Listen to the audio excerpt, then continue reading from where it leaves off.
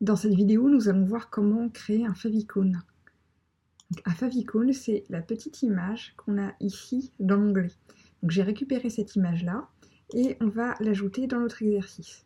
Donc je suis dans le menu Apparence, Thème, je clique ici sur Personnaliser et j'arrive sur cette page. Donc là, ça nous montre la page par défaut, elle ne restera pas comme ça, évidemment.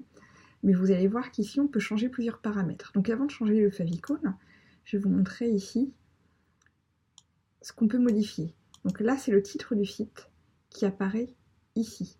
Je pourrais le changer, mettre autre chose. En tout cas, c'est ici que ça se modifie. Dans votre exercice, ça n'apparaîtra pas, mais pour la suite, sachez que c'est là. Slogan, on pourrait mettre par exemple « Réalisé avec Elementor ». Et je pourrais mettre à côté du titre un logo. Le logo, ce serait ici. Ensuite, on nous parle d'icône du site. Cette zone-là, ça concerne justement le favicon. Donc je clique sur sélectionner une image, et là je vais cliquer glisser mon favicon que je n'avais pas encore importé. Donc ça, je ne vous l'avais pas encore montré, on peut faire un cliquer glisser pour ajouter une image. Donc en texte alternative, je mets favicon Siemens-Zoo, donc pensez bien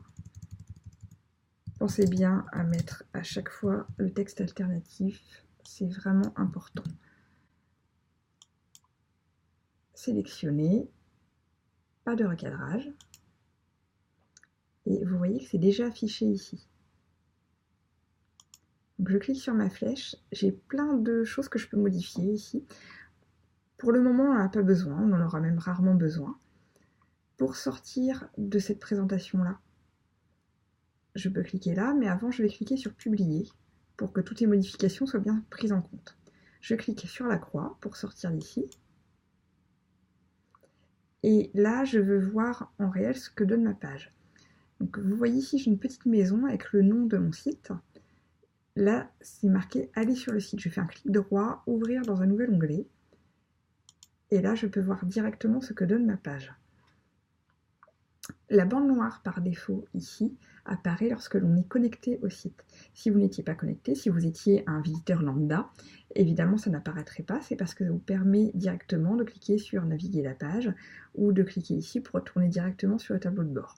Personnellement, moi je préfère avoir une page d'affichage comme ça et le tableau de bord juste à côté. Donc voilà pour l'ajout du favicon.